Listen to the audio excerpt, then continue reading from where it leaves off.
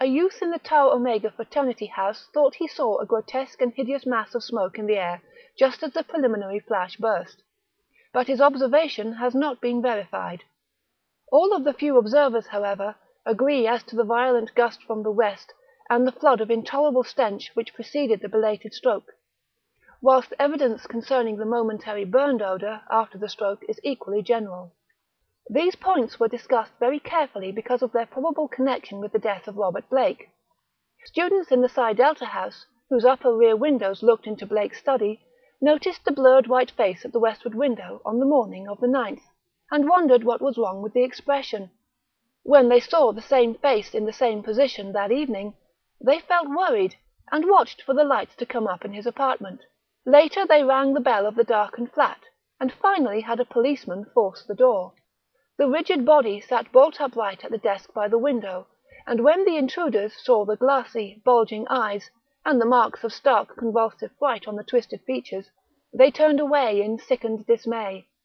Shortly afterwards the coroner's physician made an examination, and despite the unbroken window reported electrical shock, or nervous tension induced by electrical discharge as the cause of death. The hideous expression he ignored altogether, deeming it a not improbable result of the profound shock, as experienced by a person of such abnormal imagination and unbalanced emotions. He deduced these latter qualities from the books, paintings, and manuscripts found in the apartment, and from the blindly scrawled entries in the diary on the desk. Blake had prolonged his frenzied jottings to the last, and the broken pointed pencil was found clutched in his spasmodically contracted right hand. The entries after the failure of the lights were highly disjointed, and legible only in part. From them certain investigators have drawn conclusions differing greatly from the materialistic official verdict, but such speculations have little chance for belief among the conservative. The case of these imaginative theorists has not been helped by the action of superstitious Dr. Dexter, who threw the curious box and angled stone, an object certainly self-luminous as seen in the black windowless steeple where it was found, into the deepest channel of Narragansett Bay.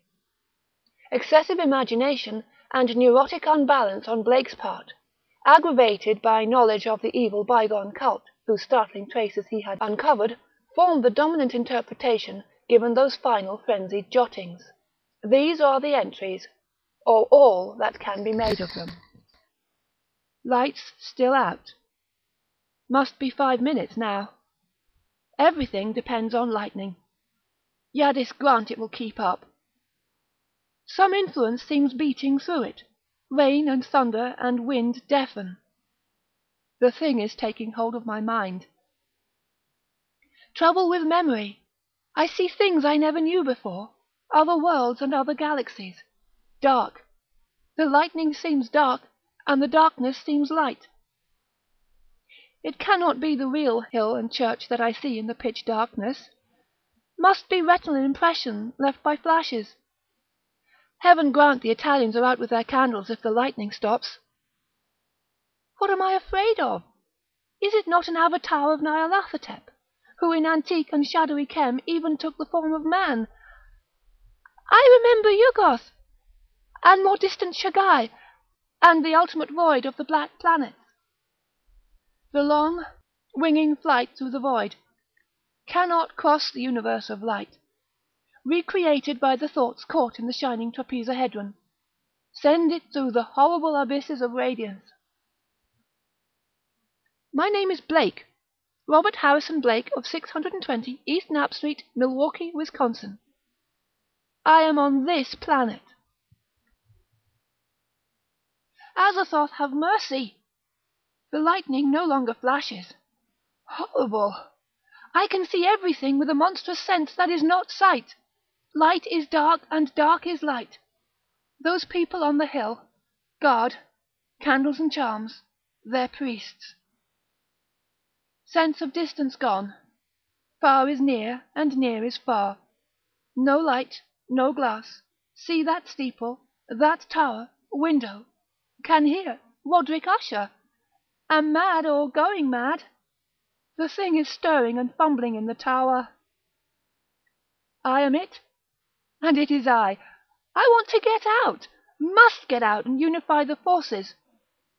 It knows where I am. I am Robert Blake, but I see the tower in the dark. There is a monstrous odour, senses transfigured, boarding at that tower window, cracking and giving way. Ja, Ngai, I see it, coming here. Hell wind, Titan blue, black wind. Yog-Sothoth, save me! The three-lobed burning eye!